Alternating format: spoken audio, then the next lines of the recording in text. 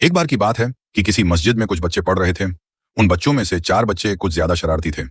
अचानक उनके दिमाग में एक शरारत सूझी। उन चारों बच्चों ने आपस में एक सलाह की कि आज जो लोग नमाज पढ़ने के लिए आएंगे, हम उन सब की चप्पल उठाकर कहीं छुपा देंगे। लोग बड़े परेशान होंगे, बहुत मजा आएगा। अजान होने के बाद सभी लोग नमाज पढ़ने के लिए आए और उन 4 शरारती बच्चों ने देखा, जब इमाम साहब ने नमाज पढ़ाना शुरू किया तो उन चारों बच्चों ने सभी लोगों की चप्पल उठाकर एक बोरे में भरकर कहीं मस्जिद से बाहर छुपा दी और नमाज पढ़ने के लिए जमात के साथ खड़े हो गए। नमाज पूरी होने के बाद जब लोग अपने घर जाने के लिए चले तो उन्होंने देखा कि उनकी चप्पल गायब है। सब सोचने लगे कि आखिर इतनी सारी चप्पल कहाँ गई। मस्जिद के इमाम साहब ने देखा कि चप्पल उतारने वाली जगह पर सभी की चप्पल गायब है। केवल 4 जोड़ियां चप्पलों की मौजूद हैं। इमाम साहब की समझ में पूरा माजरा आ गया। इमाम साहब ने पूछा कि यह 4 जोड़ियां चप्पल की जो बची हुई हैं, ये किस किस की है। चारों बच्चे सामने आ गए और कहने लगे कि यह हमारी है।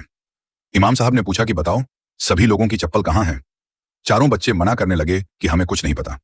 इमाम साहब ने एक पतली सी छड़ी उठाई और उन सब की पिटाई करनी शुरू कर दी। पिटाई के डर से उन्होंने तुरंत बताया कि चप्पल हमने इकट्ठी करके छुपाई हुई है, और उन चारों ने वे चप्पलें उठाकर लाकर सभी को वापस कर दी।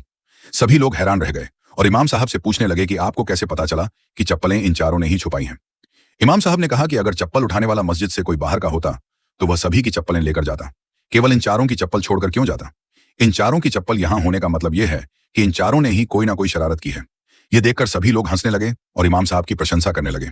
सीख: शरारत से लोगों को परेशान करने वाला आदमी कभी कभी अपने ही जाल में खुद फंस जाता है।